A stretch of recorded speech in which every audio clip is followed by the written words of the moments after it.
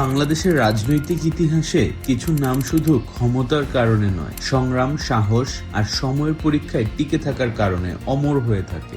আমি বলেছি আমার কিছু চাই না, আমি এখন জনগণের জন্য, দেশের জন্য, মানুষের জন্য কাজ করতে চাই।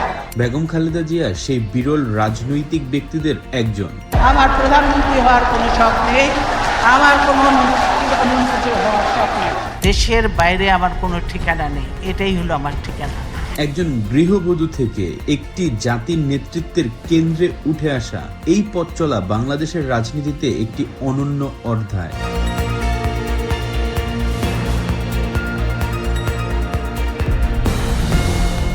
1975 পরবর্তী রাজনৈতিক অস্থিরতায় জিয়াউর রহমানের নেতৃত্বে জিয়া পরিবারের উত্থান, কিন্তু 1981 সালে রাষ্ট্রপতি জিয়াউর রহমানকে হত্যার পর বাংলাদেশ আবার পড়ে যায় নেতৃত্বের গভীর সংকটে। সেই সময় বেগম খালেদা জিয়া রাজনীতিতে আসতে হয় একটি ভেঙে পড়া দলকে বাঁচানোর তাগিদে। যখন মনে করা হচ্ছিল বিএনপির রাজনীতি শেষের পথে, ঠিক তখনই তিনি দলের হাল ধরেন এবং ধীরে ধীরে নিজেকে প্রতিষ্ঠিত করেন জাতীয় রাজনীতির দৃশ্যমান মুখ হিসেবে। 1980 এর দশকে এরশাদের সামরিক শাসনের বিরুদ্ধে খালেদা জিয়ার ভূমিকা তাকে করে তোলে একজন আপোষহীন নেতা। রাজপথের আন্দোলন, বিবৃতি, গ্রেপ্তার সবকিছুর মধ্য দিয়ে তিনি হয়ে ওঠেন স্বৈরাচার বিরোধী আন্দোলনের একটি প্রধান কণ্ঠ।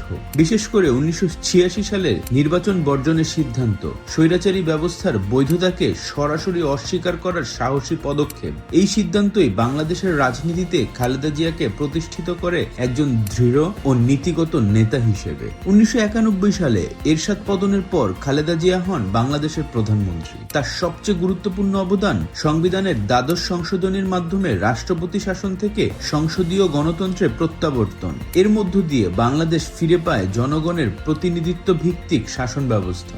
বহুদলীয় রাজনীতির পুনর্জীবন, বিরোধী দলের সাংবিধানিক ভূমিকা, এই গণতান্ত্রিক কাঠামো গড়ে তোলার পেছনে খালেদা জিয়ার ভূমিকা ইতিহাসে বিশেষভাবে স্মরণীয় হয়ে থাকবে। 90-এর দশকের পর বাংলাদেশের নারী শিক্ষার যে গণজাগরণ, তার পেছনে খালেদা জিয়ার অবদান অস্বীকার করার নয়। মাধ্যমিক ও উচ্চ শিক্ষায় মেয়েদের জন্য বৃত্তি ও স্কলারশিপ, বিশেষ করে গ্রামীণ নারীদের জন্য অর্থনৈতিক সহায়তা, এই উদ্যোগগুলো পরবর্তী প্রজন্মের নারী শিক্ষায় গভীর প্রভাব ফেলে। একই সঙ্গে বাংলাদেশে প্রথম নির্বাচিত নারী প্রধানমন্ত্রী হিসেবে তিনি হয়ে ওঠেন নারী নেতৃত্বের এক শক্তিশালী প্রতীক। 1/11-এর পরবর্তী সময় কারাবরণ, অসুস্থতা, পরিবারের উপর নির্যাতন সবকিছুর মধ্যেও খালেদা জিয়া দেশ ছেড়ে যাননি। ছোট ছেলে আরাফাত রহমানের মৃত্যু, দীর্ঘ রাজনৈতিক নিপীড়ন কিছুই তাকে নিজ ভূমি থেকে বিচ্ছিন্ন করতে পারেনি। এই অনমনীয়তা তাকে ইতিহাসে তুলে ধরে একজন আত্মমর্যাদাশীল রাজনৈতিক সংগ্রামী হিসেবে। খালেদা জিয়ার প্রস্থান